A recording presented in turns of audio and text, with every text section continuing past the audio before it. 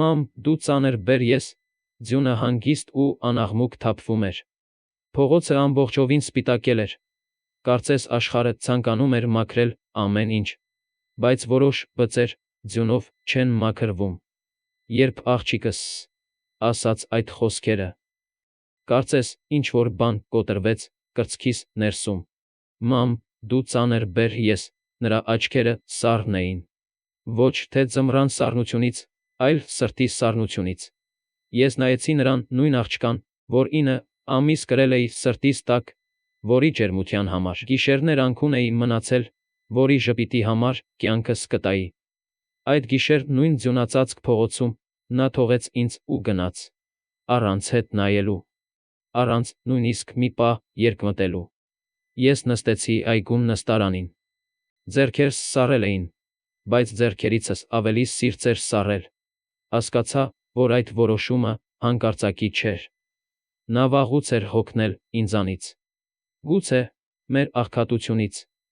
գուցե իմ հիվանդությունից,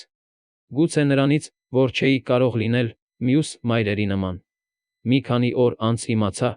ճշմարտությունը։ Նա պարզապես չէր լքել ինձ։ Նա ծրագրել էր իմ մահը, իմ կյանքի ապահովագրությունը, ստորագրությունը, որը խորամանկությամբ վերցրել էր ինձանից։ Եվ այն տղամարդը, որը պետք է այդ գիշեր պատահաբար մեքենայով վրայերթի ենթարկեր ինձ։ Բայց կյանքը միշտ չէ, որ գնում է ծրագրի համաձայն։ Այդ գիշեր ես չմահացա, բայց իմ ներսում ինչ-որ բան մահացավ։ Ես որոշեցի ոչնչացնել նրանց։ Ոչ վրեժով, ոչ բռնությամբ։ Ես պարզապես կենդանի մնացի։ Դատարանը, փաստաթղթերը, հաղորդագրությունները, ամեն ինչ բացահայտվեց։ Տղամարդը, որը կարծում էր, թե մեծ գումարով նոր կյանք կսկսի, հիմա բանտի ճաղերի հետևում էր։ Իսկ աղջիկս, նա ավելի շատ կոտրվեց մարդկանց հայացքներից, քան բանտից։ Իսկ ես հեռացա քաղաքից։ Այն գումարով, որը պետք է լիներ իմ մահվան գինը, նոր կյանք կառուցեցի։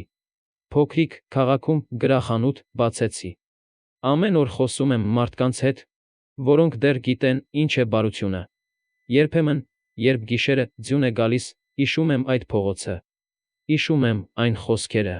որոնք կոտրեցին սիրտ, բայց այլևս չեմ ցավում։ Քանի որ հասկացա, երբեմն ամենավատ դավաճանությունները մեզ ազատում են ամենավատ բանտերից։ Եվ ես այդ ձմեռային գիշերը, երբ ինձ թողեցին փողոցում, իրականում հենց այդ ժամանակ փրկվեցի։